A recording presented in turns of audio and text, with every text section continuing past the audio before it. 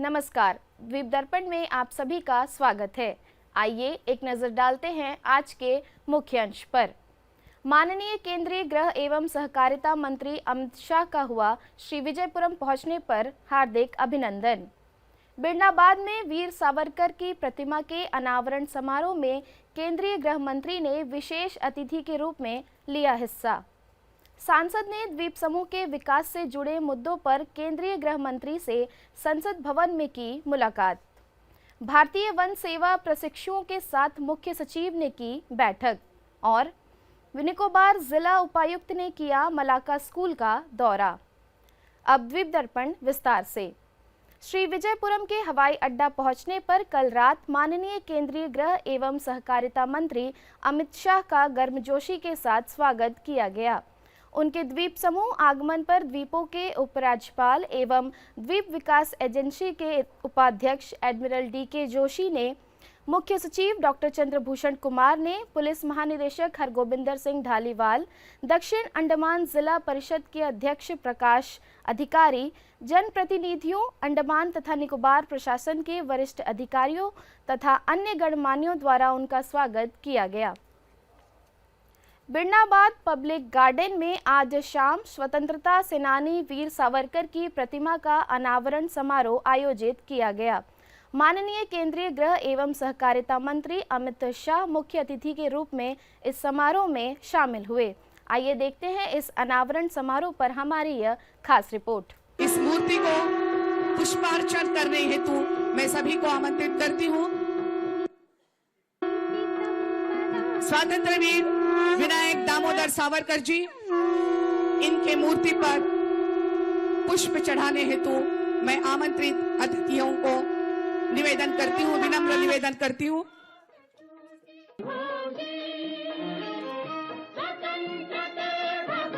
असिंधु ते सिंधु पर्यंतया यस्य भारत भूमिका पितृभू पुण्य भूश्चैव स्वयं हिंदू रिते स्मृतः। इन सुंदर पंक्तियों की रचना स्वतंत्र वीर विनायक दामोदर सावरकर जी ने की है।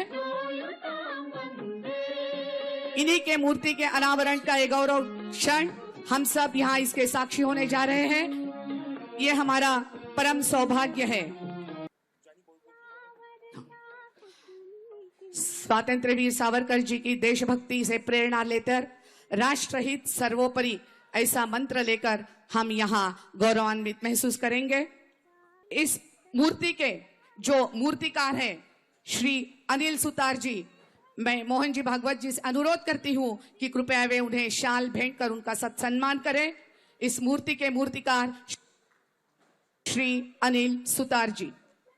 हम सब जानते हैं कि गुजरात के सरदार वल्लभ भाई पटेल जी की जो भव्य प्रतिमा है, उसके साकारकर्ता आदरणीय श्री राम सुतार जी के सुपुत्र अनिल जी सुतार, जिन्होंने इस मूर्ति को आकार दिया है। हम सब उनके लिए एक बार तालियां बजाएं। फाउंडर वैल्यूएबल ग्रुप और अध्यक्ष जिला परिषद दक्षिण अंडमान, इनके बीच मेमो ऑफ अंडरस्टैंडिंग MOU हस्ताक्षरित हो चुका है। उस MOU को एक दूसरे को देने के लिए आग्रह करती हूं। मेमोरेंडम ऑफ अंडरस्टैंडिंग एक दूसरे को प्रदान करें। अध्यक्ष जिला परिषद अमय हेटे जी, फाउंडर वैल्यूएबल ग्रुप। साथ ही इस उद्यान के रखरखाव हेतु इन्होंने एक 15 लाख का चेक भी अध्यक्ष को प्रदान किया जाना है। सभी को धन्यवाद।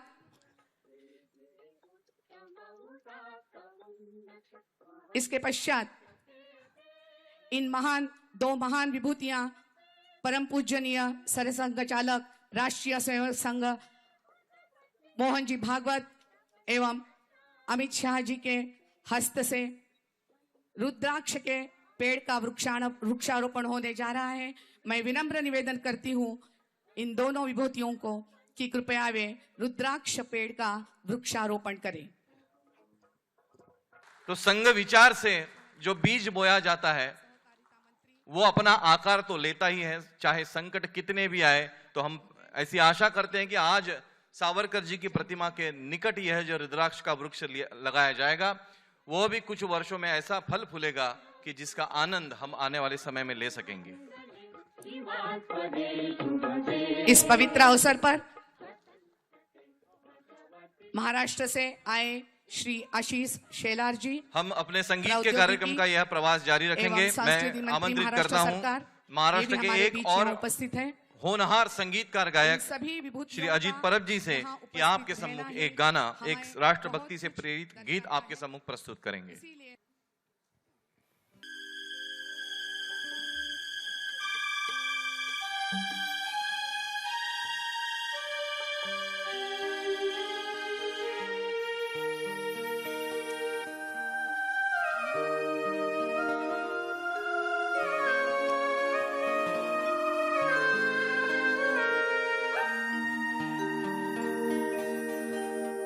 कर चले हम फिदा जानो तन साथियों, अब तुम्हारे हवाले वतन साथियों।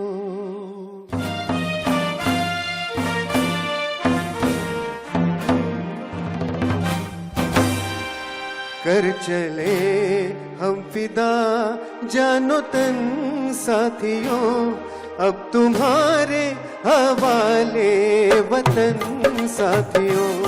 कर चले हम फिदा जानो तन साथियों, अब तुम्हारे हवाले वतन साथियों।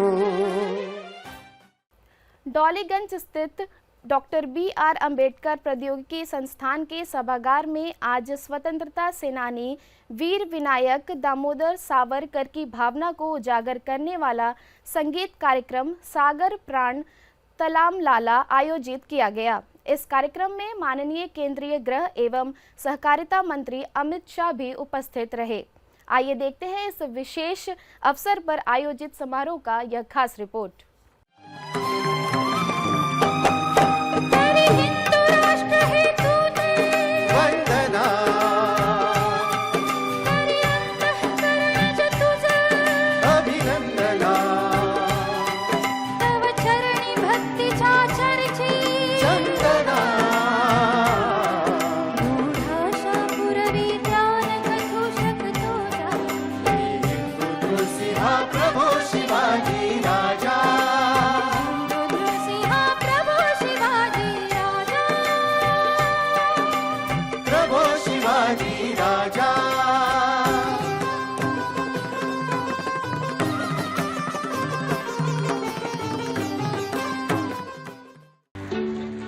वीर सावरकर जी के विचारों पर चलने वाली इस वैल्यूएबल ग्रुप को हम प्रणाम करते हैं। मैं अब आज के हमारे मुख्य अतिथि परम पूज्य सरसंघ चालक जी डॉक्टर मोहन जी भागवत, आदरणीय गृह एवं सहकारिता मंत्री अमित भाई शाह, अंडमान निकोबार के उपराज्यपाल एडमिरल डी.के. जोशी जी, महाराष्ट्र के सांस्कृतिक एवं आईटी मंत्री आशीष जी शेलार, तभी सभी गणमान्य अतिथियों को मंच पर आने की प्रार्थना करता हूं और हम इस कार्यक्रम की शुरुआत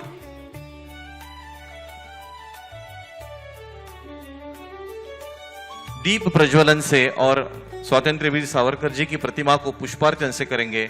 मैं मंच की दाहिनी ओर इस दीप प्रज्वलन के लिए सभी गणमान्य अतिथियों को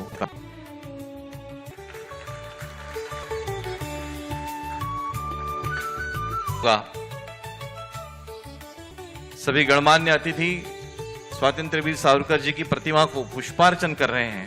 हम अपने करतल ध्वनि को नहीं रोकेंगे।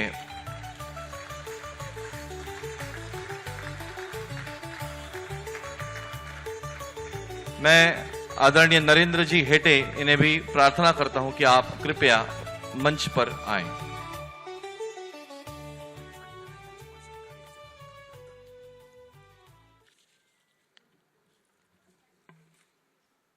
और यह कार्यक्रम जो सागरा प्राण तळमळला के 116 वर्ष पूर्ण होने के उपलक्ष्य में है। तन समर्पित मन समर्पित और यह जीवन समर्पित चाहता हूं मां तुझे कुछ और दूं, यह भावना से 100 वर्ष से कार्य करने वाली यह संगठना वैसे ही चल रही है जैसे स्वातंत्र्य वीर सावरकर जी कहते हैं हे मातृभूमी तुझला मन वाहिएले, वक्तृत्व वाग विभव तुझे अर्पिएले। एक ही भाव है, स्वतंत्रता का भाव। ऐसे इस कार्यक्रम में आज मंचासीन सभी गणमान्य अतिथियों का वैल्यूएबल ग्रुप की ओर से हम हृदय से स्वागत करते हैं। मैं आज इस अवसर पर आदरणीय सभी अतिथियों का स्वागत करने की विनती श्री अमेय हेटे तथा श्रीमती मंजिरी हेटे इनसे करता हूं।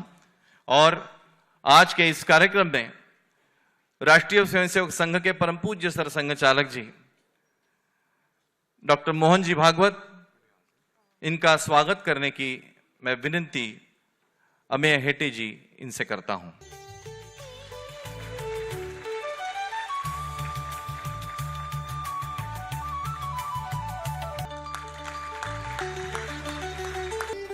अपने देश के यशस्वी गृह मंत्री तथा सहकारिता मंत्री आदरणीय अमित भाई शाह, इनका भी स्वागत अमेय जी और श्रीमती मंजिरी हेटे जी करेंगे, ऐसे मैं उनसे प्रार्थना करता हूं।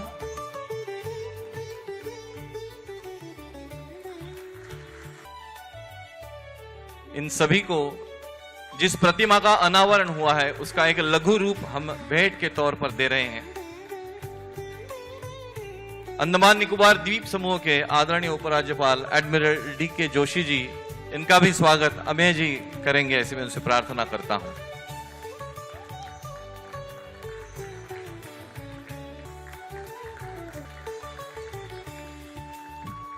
इस कार्यक्रम में जिनका सहयोग, जिनके आशीर्वाद, जिनका सहकार्य हमें निरंतर मिलता रहा है, ऐसे महाराष्ट्र के सांस्कृतिक एवं इंफॉर्मेशन टेक्नोलॉजी मंत्री तथा आदरणीय पंडित जी का भी स्वागत अमेय जी और मंजिरी जी कर रहे हैं।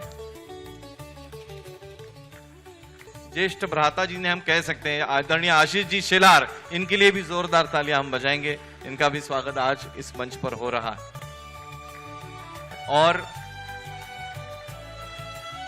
अंडमान निकोबार द्वीप समूह के आदरणीय उपराज्यपाल, इनके कार्यालय ने भी हमें एक सूचना दी कि आज इस भूमि पर हम आदरणीय डॉक्टर मोहन जी भागवत तथा अपने देश के यशस्वी गृह मंत्री आदरणीय अमित भाई शाह, इनका भी सम्मान और स्वागत करना चाहते हैं। उनकी सूचना का आदर करते हुए मैं आदरणीय उपराज्यपाल जी एडमिरल डी.के. जोशी जी, इनसे प्रार्थना करता हूं कि आज आप राष्ट्रीय स्वयंसेवक संघ के परम पूज्य सर संघ चालक जी तथा अपने राष्ट्र के गृह मंत्री अमित भाई शाह, इनका सम्मान और स्वागत करें।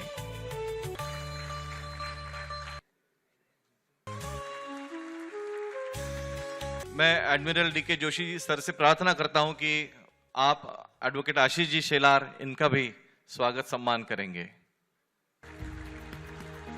अंडमान निकोबार द्वीप समूह प्रशासन के आदरणीय chief secretary doctor Chandrabhushan Kumar ji, इन्होंने भी हमें सूचना की है कि आप आदरणीय आशीष जी शेलार तथा इस कार्यक्रम के संयोजक तथा पंडित हृदयनाथ मंगेशकर जी, इस कार्यक्रम के संयोजक अमेय जी हेटे तथा पंडित हृदयनाथ मंगेशकर जी का आप स्वागत करेंगे। मैं उनसे प्रार्थना करता हूं कि आप पंडित जी का स्वागत सम्मान करें।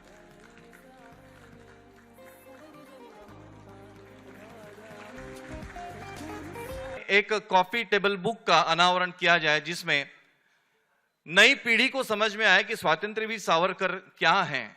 मैं मंच पर आसीन आदरणीय मुख्य अतिथि डॉक्टर मोहन जी भागवत तथा गृह मंत्री अमित भाई शाह, इनसे प्रार्थना करता हूं कि इस कॉफी टेबल बुक का हम सभी के सम्मुख विमोचन करें।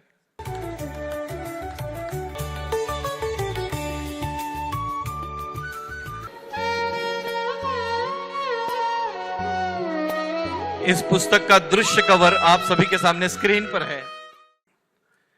उनकी भावपूर्ण कविता सागर प्राण तलमलला पर आधारित यह सांस्कृतिक संध्या केवल एक संगीत समारोह का भाग नहीं, बल्कि राष्ट्र निर्माण में योगदान देने वाले एक महान स्वतंत्रता सेनानी के प्रति हमारी भावभीनी श्रद्धांजलि है।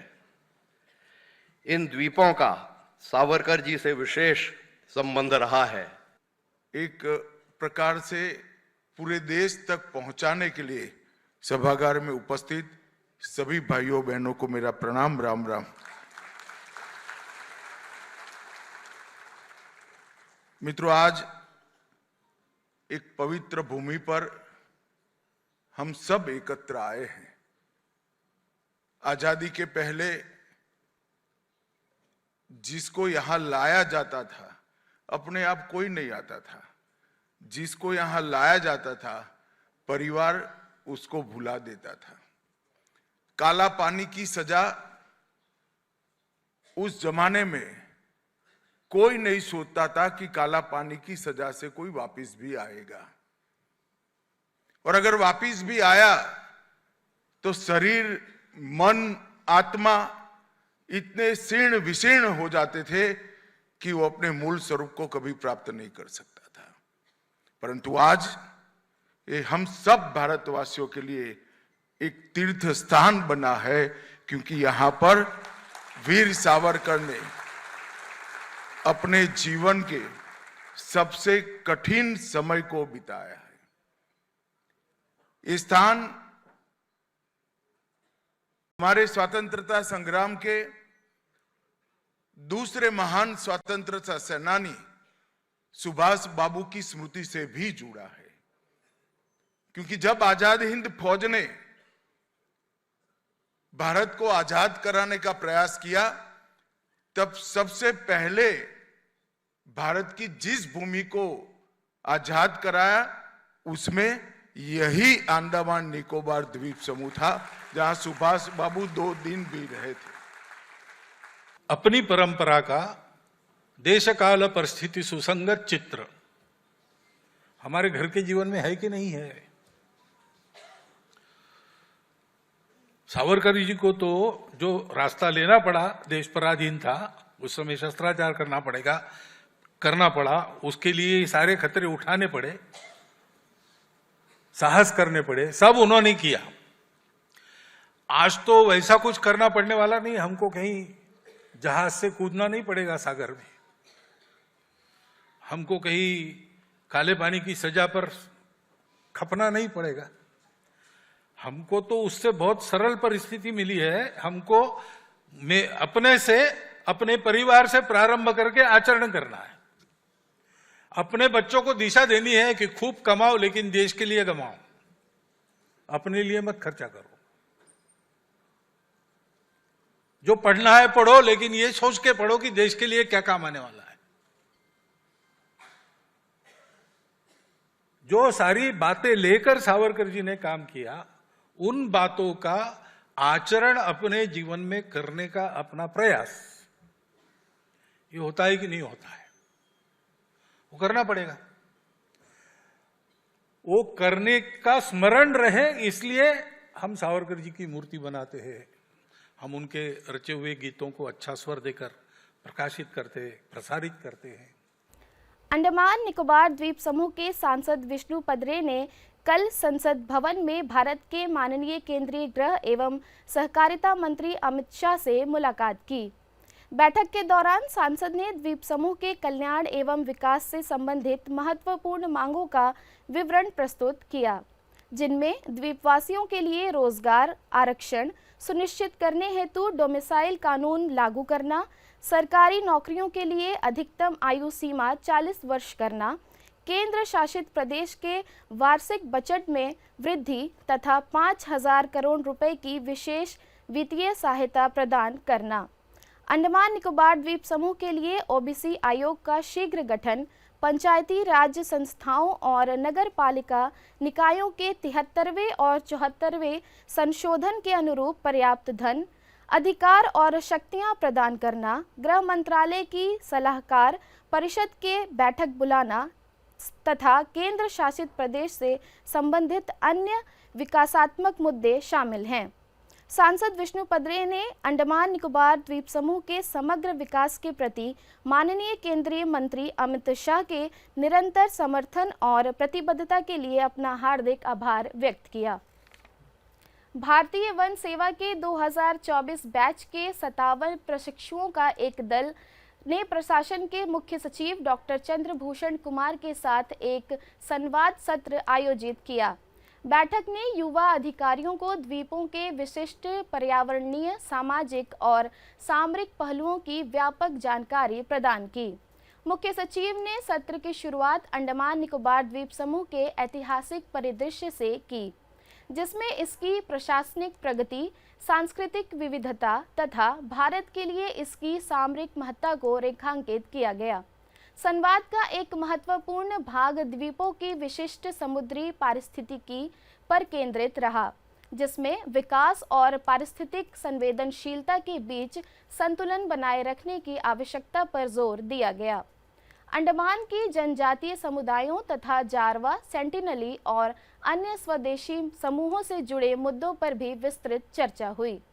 प्रश्न उत्तर सत्र के दौरान मुख्य सचिव ने प्रशिक्षुओं द्वारा पूछे गए सुरक्षा चुनौतियों, मीडिया प्रबंधन और जनसंचार में प्रशासन की भूमिका से संबंधित प्रश्नों के उत्तर दिए। बैठक के एक विशेष खंड में ग्रेट निकोबार परियोजना पर चर्चा की गई। आइए अब लेते हैं एक छोटा सा अंतराल। मैं कभी कभी सोचता हूँ कि ये सिगरेट या बीड़ी पीने का क्या परिणाम होगा। क्या ये मेरे स्ट्रोक का कारण बन जाएगा, जो मुझे अपने परिवार पर बोझ बना देगा? क्या ये मेरे फेफड़ों के कैंसर का कारण बन जाएगा? क्या ये मुझे मुंह के कैंसर या हृदय रोग या एम्फीसीमा के करीब लाएगा? अगली बार जब आप सिगरेट या बीड़ी पीने की सोचें तो खुद से पूछें, ये सिगरेट या बीड़ी पीने का क्या परिणाम होगा? तंबाकू आज ही छोड़ें। सहायता के लिए 1800-112356 पर कॉल करें या मिस्ड कॉल दें 01122901-701 पर।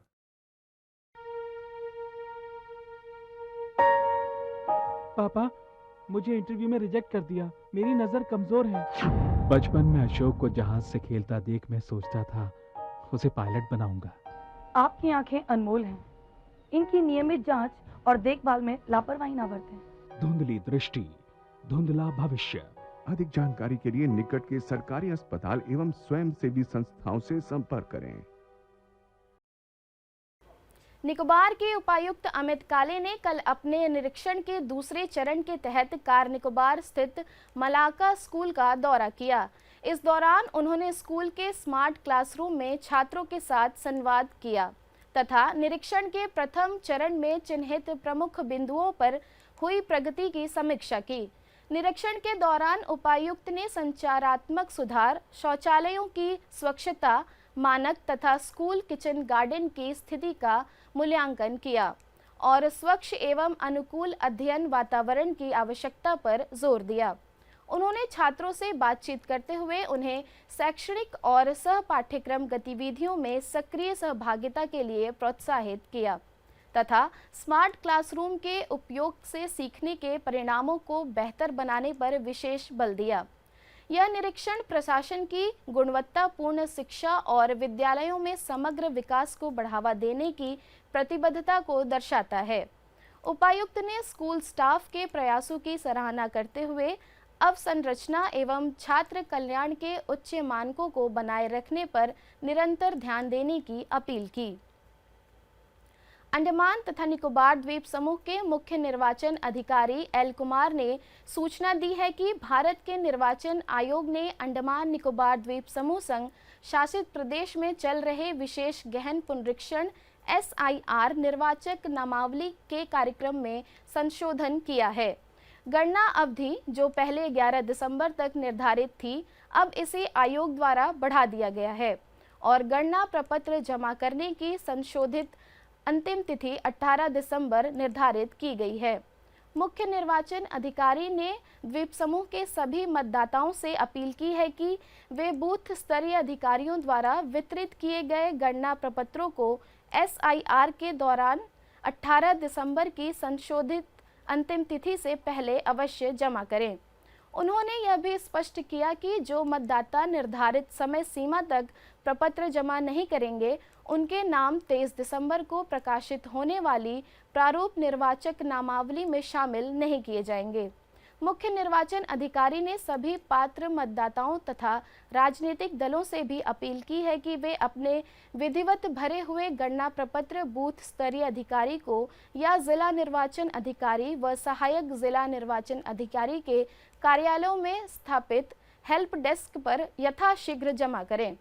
किसी भी कठिनाई की स्थिति में मतदाता अपने बूथ स्तरीय अधिकारी से संपर्क कर सकते हैं या वोटर हेल्पलाइन नंबर 1950 पर कॉल कर सकते हैं।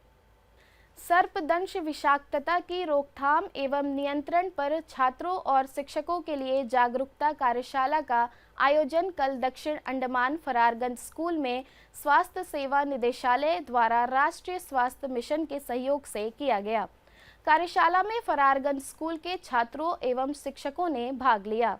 प्रशिक्षण का संचालन राज्य नोडल अधिकारी सर्पदंश विषाक्तता की रोकथाम एवं नियंत्रण के संसाधन व्यक्ति डॉक्टर सुब्रत साहा द्वारा किया गया। कार्यक्रम में जिला जन स्वास्थ्य अधिकारी डॉक्टर राजीव कुमार घोष भी उपस्थित रहे। उन्होंने सर्पदंश की प्रारंभिक पहचान, प्राथमिक चिकित्सा उपाय, सामुदायिक जागरूकता रणनीतियां तथा प्रमाण आधारित प्रबंधन के महत्वपूर्ण पक्षों पर प्रकाश डाला। उन्होंने समय पर चिकित्सकीय हस्तक्षेप के महत्व को भी रेखांकित किया। इस प्रशिक्षण कार्यक्रम से 78 छात्रों और 7 शिक्षकों को लाभ हुआ। कार्यक्रम का समापन छात्रों और शिक्षकों के साथ सर्पदंश विषाक्तता से संबंधित अक्सर पूछे जाने वाले प्रश्नों पर चर्चा के साथ हुआ। जवाहरलाल नेहरू राजकीय महाविद्यालय के तमिल विभाग ने 11 दिसंबर को महाकवि सुब्रमण्यम भारती की जयंती और भारतीय भाषा दिवस के उपलक्ष्य में कार्यक्रम का आयोजन किया।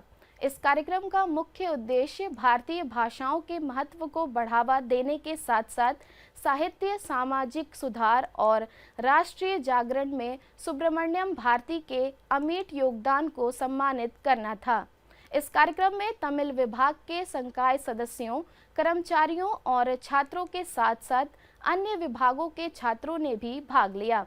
इस पहल का उद्देश्य भाषाई पहचान, सांस्कृतिक अखंडता और जिम्मेदार एवं आत्मविश्वासी नागरिकों के निर्माण में सुब्रमण्यम भारती के आदर्शों की भूमिका को सुदृढ़ करना था। महाविद्यालय की प्राचार्य डॉक्टर पर्ल देवदास ने सभा को संबोधित करते हुए सुब्रमण्यम भारती के निडर दृष्टिकोण, समानता के लिए उनके प्रयासों और शिक्षा एवं जागरूकता के माध्यम से युवाओं को सशक्त बनाने की उनकी प्रतिबद्धता पर प्रकाश डाला। शिक्षकों ने सुब्रमण्यम भारती की रचनाओं पर संक्षिप्त टिप्पणी साझा की। छात्रों ने कविता पाठ, संक्षिप्त प्रस्तुतियों और भाषाई विविधता के महत्व पर अपने विचार व्यक्त किए। अंतर्द्वीपीय जलयान यात्रा संबंधी सूचना। MV वाराटांग डिगलीपुर के लिए कल रात 8 बजे श्री विजयपुरम से प्रस्थान करेगा तथा इसकी वापसी अगले दिन सवेरे 5 बजे उन्हीं रास्तों से होते हुए डिगलीपुर से श्री विजयपुरम के लिए होगी। MV रानी लक्ष्मी मायाबंदर के लिए कल रात 9 बजे श्री विजयपुरम से प्रस्थान करेगा तथा इसकी वापसी अगले दिन सवेरे 6 बजे मायाबंदर से श्री विजयपुरम के लिए होगी। सिंधु लिटिल अंडमान की यात्रा पर कल रात 9 बजे श्री विजयपुरम से प्रस्थान करेगा और इसकी वापसी अगले दिन सवेरे 10 बजे लिटिल अंडमान से श्री विजयपुरम के लिए होगी।